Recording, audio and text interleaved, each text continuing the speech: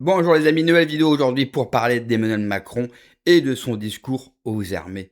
Peut-être le discours le plus fou et le plus dangereux qu'il ait prononcé depuis 10 ans. Et pourtant, des discours fanatiques et des discours dangereux, bien sûr, pour notre pays, il n'en a prononcé quelques-uns. Et à un an de la prochaine élection présidentielle, alors qu'il doit normalement quitter le pouvoir, eh bien, il a tenu un discours totalement dingue. Déjà, il a eu 50 minutes de retard. Il a plus prononcé le mot Europe que France. En bref, il nous a fait du Jean Monnet dans le texte. Je sais que la plupart d'entre vous n'arrivez plus, et cela fait bien longtemps que vous n'écoutez plus Emmanuel Macron. Mais s'il y a bien un discours qu'il faut écouter, c'est celui-ci, si vous l'avez loupé. Et pour ceux qui vont me dire, oui, mais de toute façon, il ne sera plus là dans un an, je vous conseille encore vivement de l'écouter. Aujourd'hui, je vais juste vous présenter les meilleurs extraits de cette conférence. Écoutez. Partout où on flatte les nationalismes,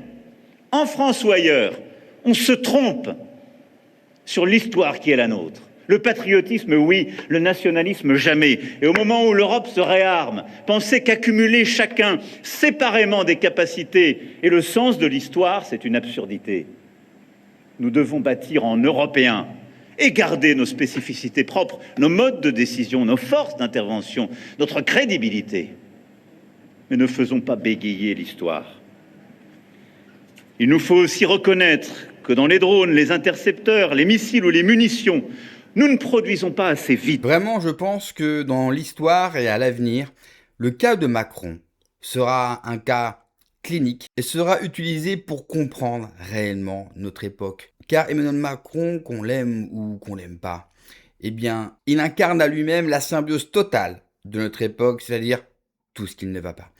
Il parle de patriotisme. Bon, déjà, moi je n'ai pas vu beaucoup de patriotisme en France, et comme vous le savez, dès que vous vous dites patriote en France, vous êtes totalement pourchassé par le système, par son système. Ensuite, le fameux nationalisme, car vous le savez, le nationalisme, c'est la guerre. Alors qu'il est tout le contraire, et qu'il a été justement pensé contre cela. Et puis, il suffit de regarder les autres pays dans le monde, c'est-à-dire tous les pays qui ne sont pas dans l'Union européenne.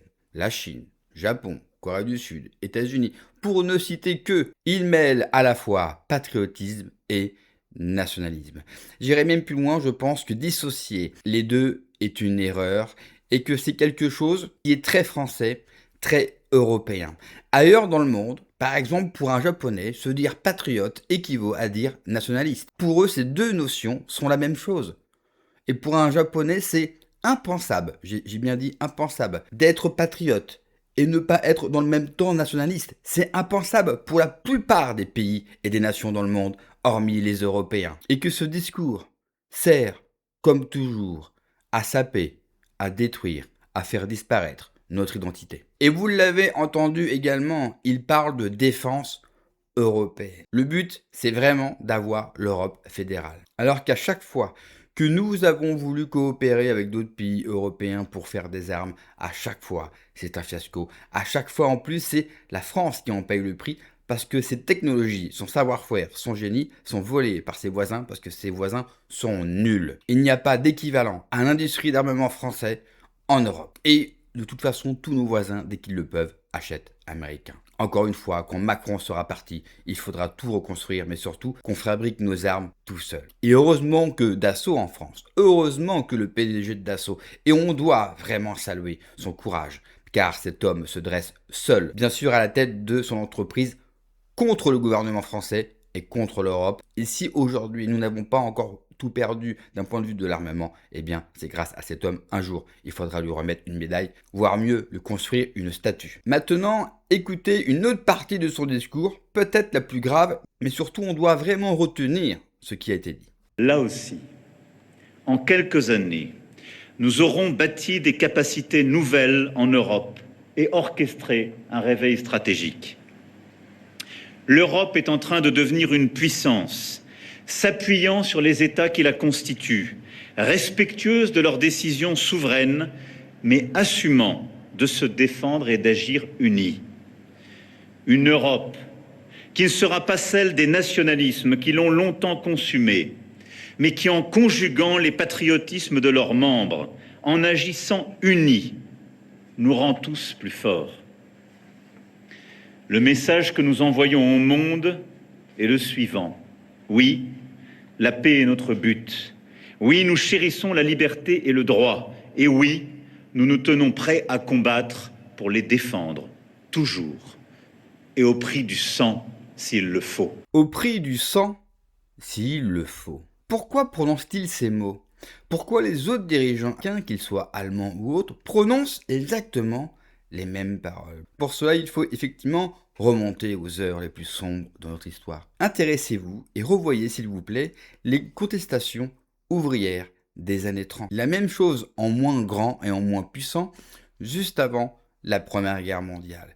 Et vous allez vous apercevoir qu'il y a des coïncidences avec l'époque que nous vivons. C'est-à-dire qu'à l'époque, il y avait une large partie de la population qui réclamait une vie différente. Ce n'est pas la même chose que nous vivons aujourd'hui, où le capitalisme et le libéralisme a tout détruit sur son passage, où la classe moyenne partout en Europe, partout en Occident, n'y arrive plus et réclame du changement un petit peu partout. Alors à l'époque, il y a eu une bonne solution, la purge. La purge par 2 fois, des meilleures générations que nous n'avons jamais connues. Et par la suite, bien sûr, tout le monde a oublié les demandes d'une vie meilleure et plus juste. Car oui, ils pensent à censurer Internet et à censurer les réseaux sociaux. D'ailleurs, ne loupez absolument pas la seconde vidéo qui sortira aujourd'hui.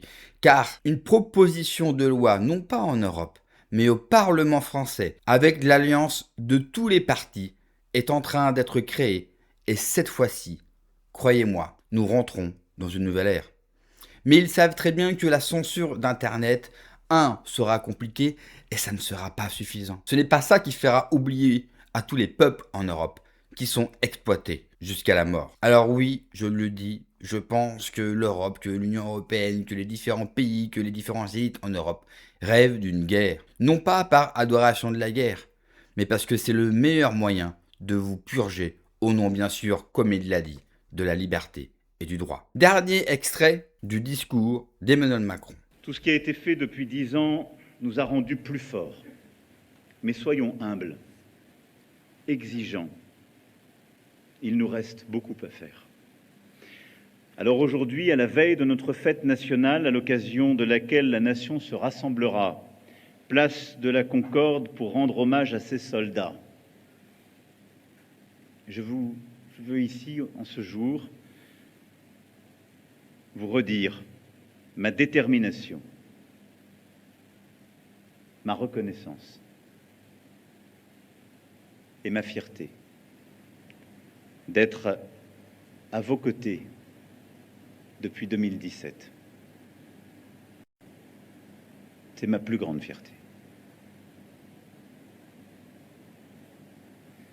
Vous avez ma confiance. Vive la République et vive la France. Vraiment, j'insiste, revoyez son discours, car le ton martial, et je pèse mes mots, et cette fausse émotion qu'il essaye de mettre, il l'a fait pendant tout son discours. Et le moindre qu'on puisse dire, c'est que son discours n'annonce pas de bonnes choses. Qu'il parte ou pas en 2027, car très franchement, en France, tout est possible et tous les scénarios sont imaginables, même si je pense qu'il y aura bien une élection. Mais en tout cas, il annonce non seulement une direction que la France prenne, mais que l'Europe va prendre. Et c'est ça le plus grand danger. Surtout quand on voit tous ces officiers de l'armée française, tous ces traîtres, tous ces francs-maçons, applaudir. Alors que la seule chose, bien sûr, qu'on leur réclame, c'est de refuser les ordres. Et quand en plus Macron ose dire que le peuple va se réunir pour le défilé du 14 juillet, il oublie de dire qu'il va se réunir, ce peuple, s'il a un QR code.